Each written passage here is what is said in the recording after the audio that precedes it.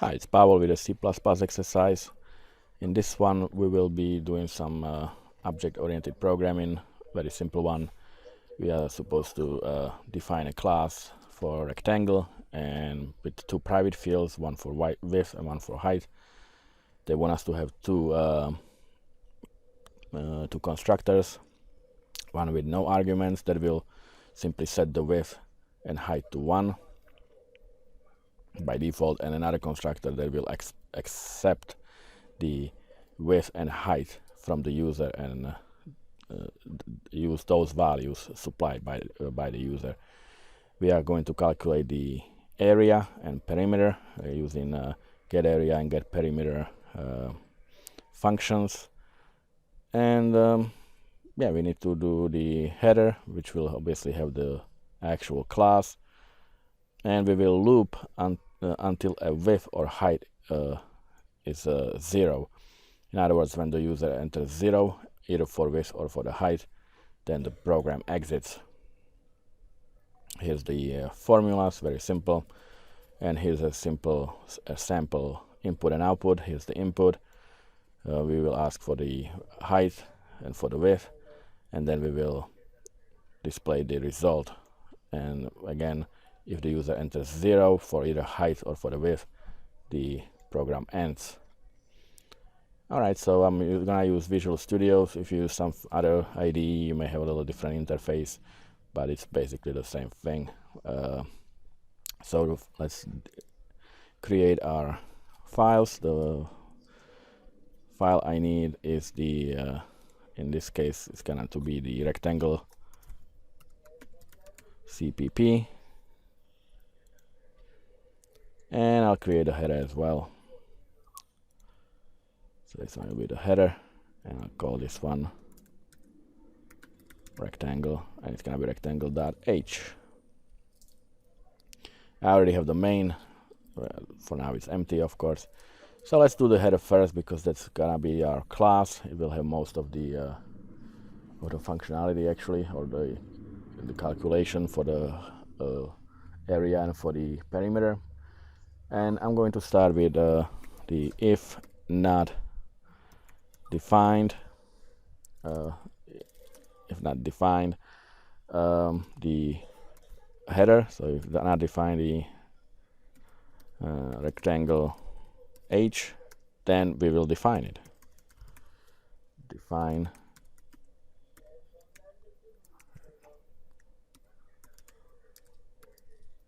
and this is the end if. Basically, this is just a safe proof in case the we define our header, we call it, and then down the road we try to call it again, maybe from a different file. Then we don't want to do that, because it's already been defined before. We don't want to try to define it again. Now in this case, in this particular exercise, it wouldn't matter, because we're only going to call it once or define it once. But in a bigger project, you definitely want to make sure that you don't define the headers multiple times. So let's do the class definition. So the class rectangle, and they want us to have two private fields, so it's gonna be private, and private will be let me just indent it a little bit, and it's gonna be the height. It's gonna be the double height. They want us to have it double, and double width. And that's all for the private variables. Now the public functions and constructors. They want us to have two constructors, one that does not accept any parameters, and one that accepts the width and height. So let's do the rectangle. This one is the default constructor, and this one is the one that expects the height and the width. And so these are the constructors, and now we can do the getters and setters for the width and height. So we can do, let's do the setters first. So I do void set height, and it expects the double, it expects the height. And this is one, we will do the setters in our Rectangle.cpp because we want to do at least a little bit of validation to make sure that the user doesn't input some really bad data. And let's do the same for the width. It expects double, which would be the width that the user supplies. And we want the getters. So our double get width, no parameters, and we can simply return the width, nothing else.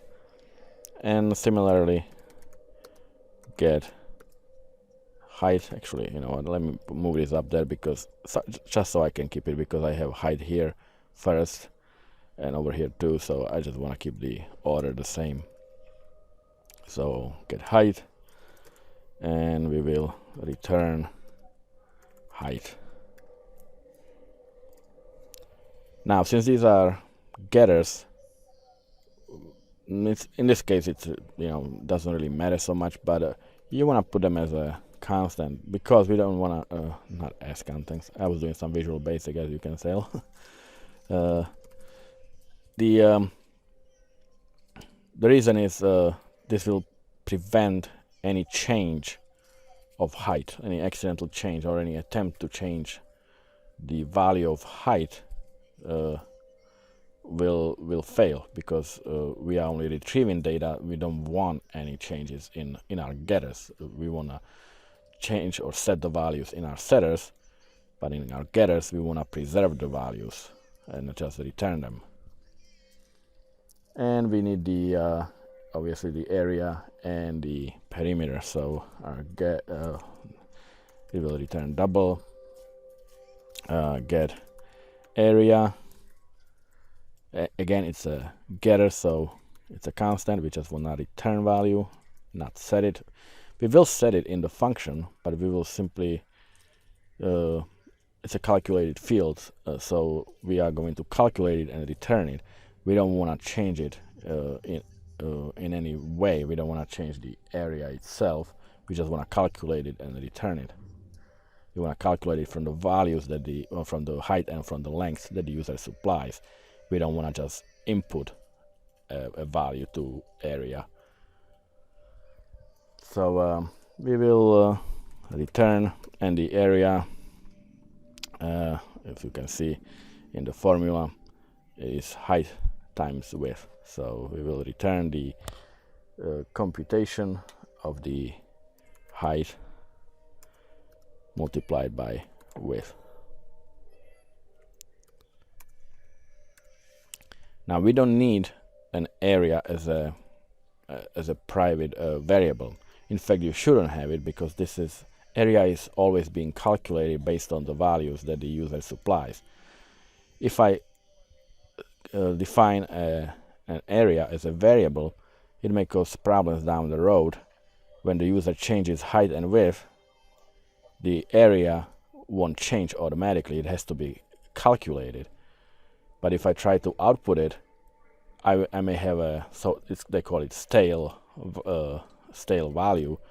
It will be a value from previous calculations that may not reflect the current height and width. Therefore, we only have the get area. We don't set it. We don't define the variable for it. We simply calculate it and return it. That way, we will always have an area that matches the height and width that the user supplies. And we do the same for the perimeter. So get, once again, constant, and if you look at the formula, it's 2 times height and 2 times width, plus 2 times width. So we will return 2, or height times 2, and plus width times 2. Now, I said we don't want to define the private variable area or perimeter, but we could use private variable here. I could go and define a double area and then do area equals height times width and then return area. That will work perfectly fine, again, because this area is local to only this function, and every time the function is called, the area is basically reset to 0, and then it's calculated, and then it's returned fresh value based on the calculation. So this is all right, but you don't want to define it here as double area and then just use that like this, because it would it doesn't even work. Expression must be a modifiable value. There you go. So you don't want to do that. You wanna just return the calculation or use the local variable for the function itself. You don't want to assign the values that are calculated to a class variable, a variable that is accessible throughout the whole class. Now I could use the if I define area here, I could, like, if I try to use it right now, it won't let me, and that's why one of the reasons why we use the const, because we don't want to change it like this. We are returning values. If I remove that, it will let me. Now I can use the area as a private variable and simply return it over here.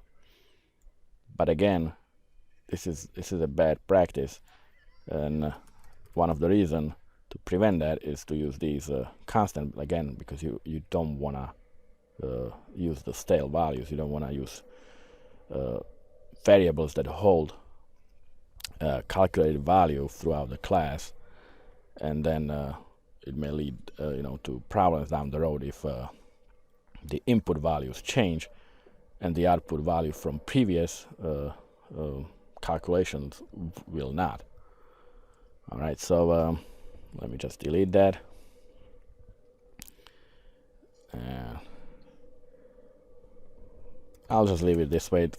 I'll leave area this way, so you can see the difference, and parameter I'll leave as a return the actual calculation, and in area I will calculate the value, pass it to our local variable, local to only this function, and then return that variable. It's the same thing, just two different ways of doing it.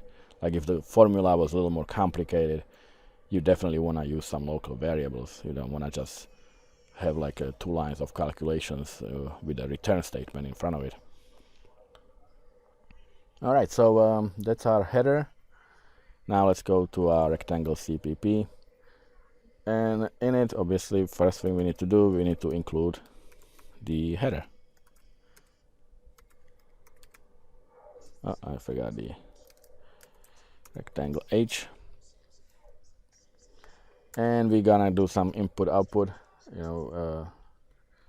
so we can do the IO stream, but that's actually gonna be more in the main method. Let me just do Rectangle.h for now, and I'm gonna do the using namespace std, just so I don't have to do all the prefixes all the time. All right, so our constructors, the first one will be the default one, which is empty.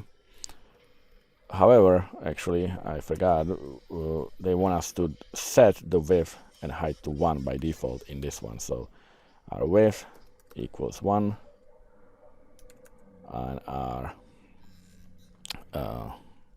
height, and again I will put the height first, height equals 1. So that's our default constructor, and our other constructor expects the 2 parameters, double width, height first. I keep forgetting, I keep mixing them up, And in this case it would actually matter because over here I have the height first. So then double width. And in this one I will simply assign the width equals whatever is supplied, which is the W, which is correct, but once again height equals the H. So user supplies height, user supplies width, and we will assign it to our class variables. And now we can do the set width. Over here we just expect the double for the width and for the height, and we want to do like a little input check just to make sure that the number is, for example, not negative. So our rectangle,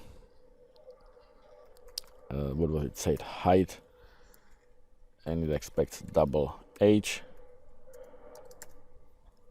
and we can do if our H is greater than 0. Now we don't normally wouldn't we have 0 either, but remember, when the user presses enters 0, the program quits. That's the flag.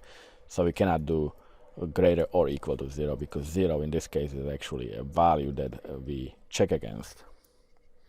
So if this is 0, our height will equal to H, to whatever the user supplies to us. We will assume it's okay, and else, and in this case we can simply output a message that says something like invalid input for height, and a new line.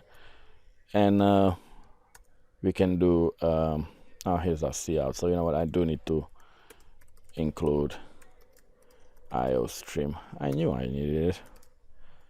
Alright, so that's our cout for the message, and we don't, in this case we're not gonna give user any other option. We will simply exit, and that's gonna be that.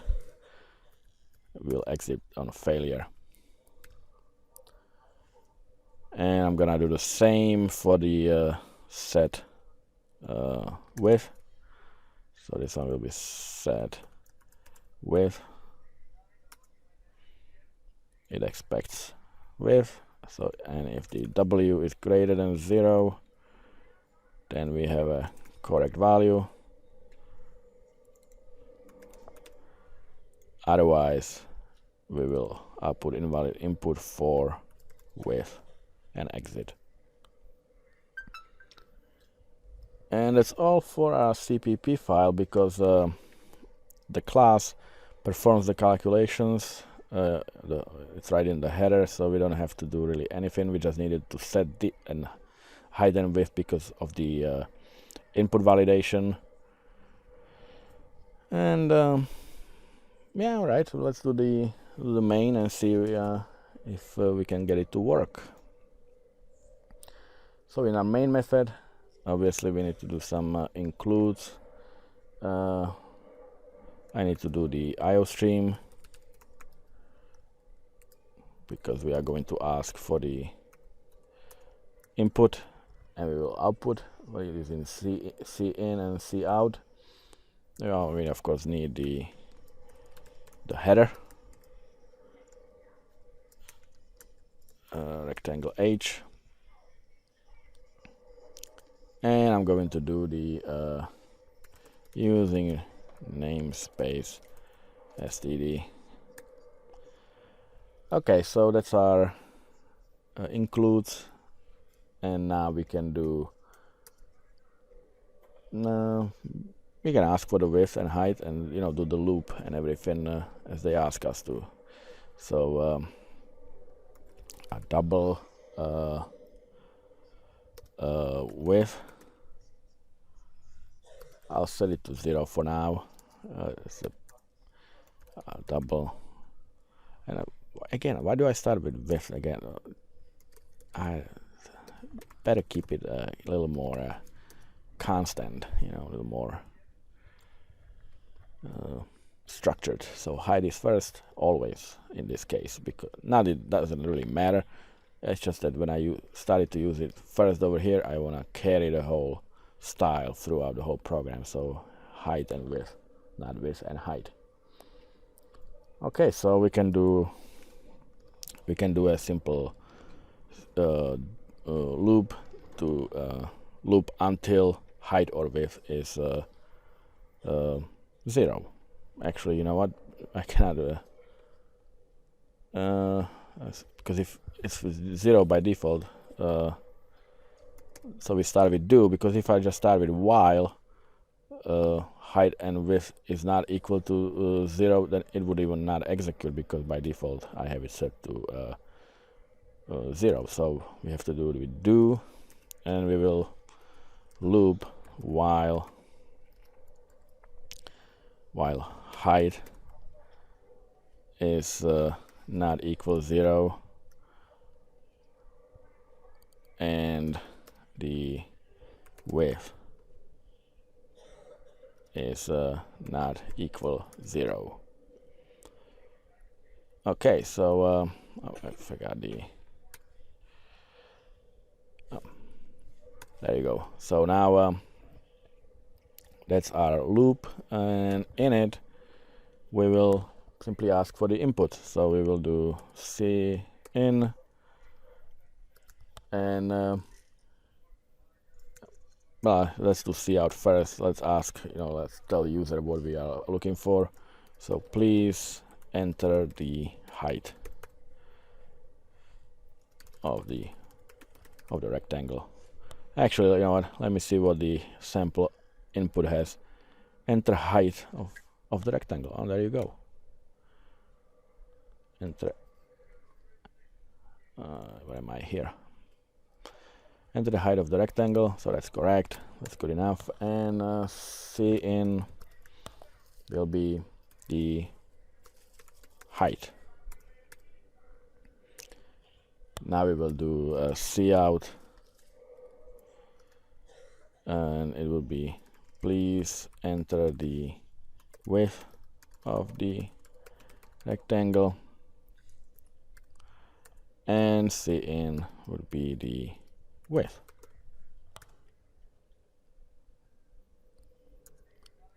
Alright, so now let's create the object. So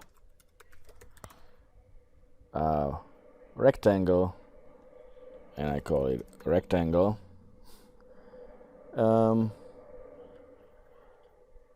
Let me have two of the constructors. I think we should test both, but I'm gonna start with the one that expects the parameters. So it will be the height and the width that we pass to it, and that's our object of rectangle with the whatever the user will input over there. So now I can do a simple cout and do something like, actually let me see what they have. It says area of rectangle, so I'll just copy paste that. So area of rectangle, and then there will be the value. So, and the value, if you remember, is calculated with the getArea. So we are going to the rectangle.getArea, and it will return the value and output it. And cout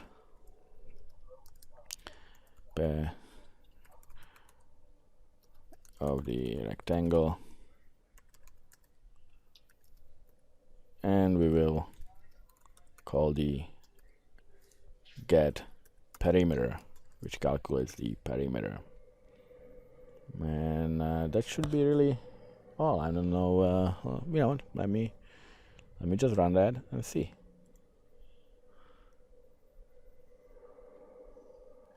Let me move this up so you can see the output or the errors if there is any. And of course,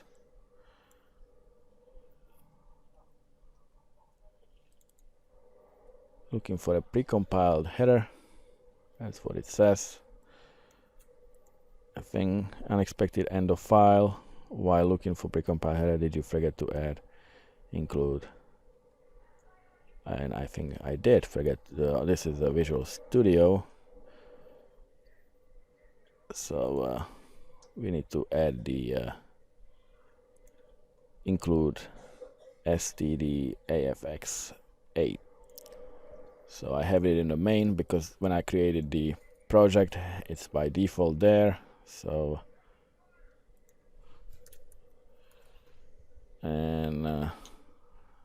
so let's run it again.